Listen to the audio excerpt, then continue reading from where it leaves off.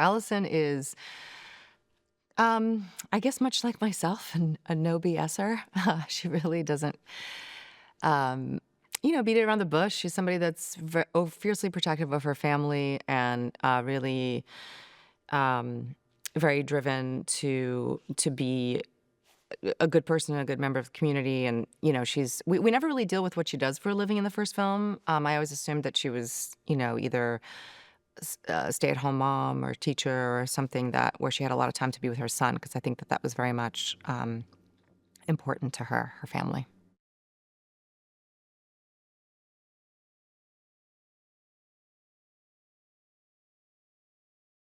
What happens with Clark hitting and them having to go and fight for their family and their survival brings them closer together, and they realize what's important in life. And where the film ends is they've survived, they're in this bunker.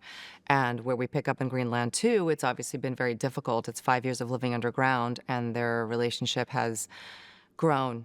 And they're doing their best under the circumstances, but you can tell that there's a lot of love there.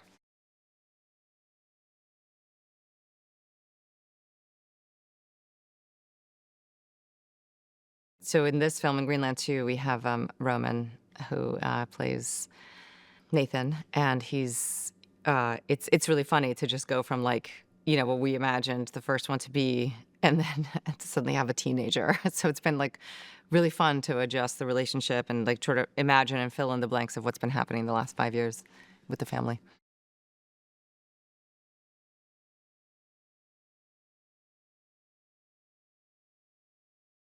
I think we're dealing more actually with the reality of what it would have been like to be underground for 5 years, what it is to be a kid growing up, where most of the memories and things that you remember from childhood is actually in a bunker underground, and the problems that come with that. And we have had this pandemic, right, to draw on, and I know that what happened with my kids during that time, and this the way that people emotionally develop differently under those circumstances. So we were trying to borrow from that for this film.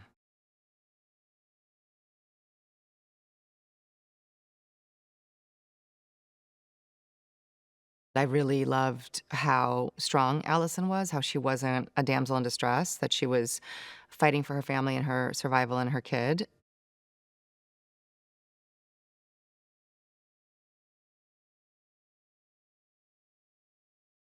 I think very interesting to see a very sort of quote unquote a normal family going through extraordinary circumstances in a way that a lot of people in the world go through and don't necessarily get highlighted.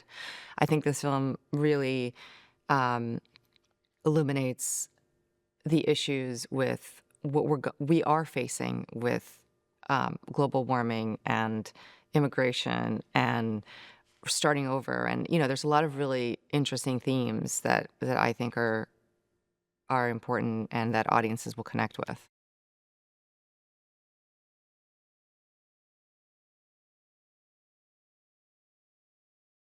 He's really fun to work with. He's putting in a lot of effort in this, man. I look at him and I'm like, I don't know how you keep this going.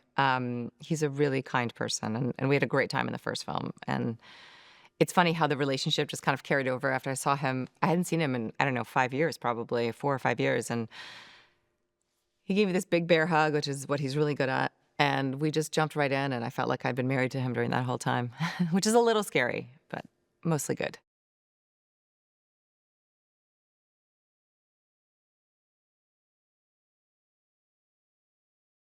I think when you create characters together, you kind of get back into the routine of it. It's sort of muscle memory a lot of times. We know who they are really well and who they are together and who they are as a family, and it just kind of flows from there.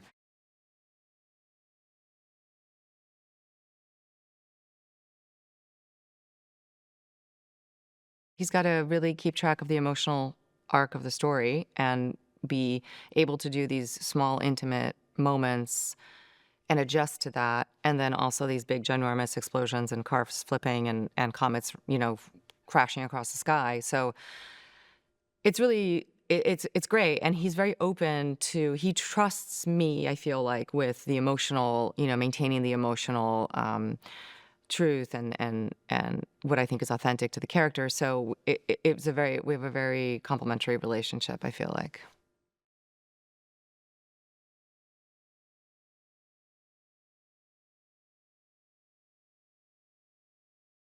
I think after all the craziness and the running and the emotional roller coaster ride, like to play a scene where all of that is inside you, but you're just speaking very simple words to each other, and all of the journey that you've been on together from the first film and the second film is with you.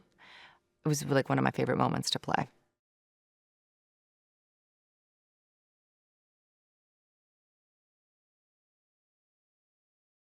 We're in the English Channel that's been dried up, and we've been traversing it and trying to get to France.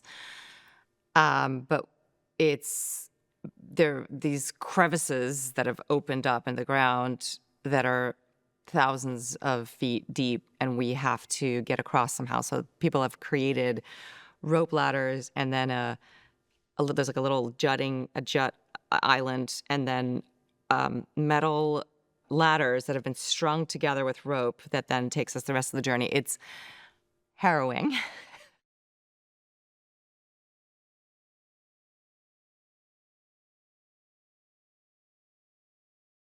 This film is very unique in the sense that it combines action with emotional drama. That's definitely something I haven't done a lot of. I did just shoot a very active and action-driven film last year that did have a very strong emotional connection as well to the story. So I do love these types of films because I think it gives you a little bit of everything, right? It gives you care about the characters, you care about the story, but then you're also really entertained by these massive happenings around them.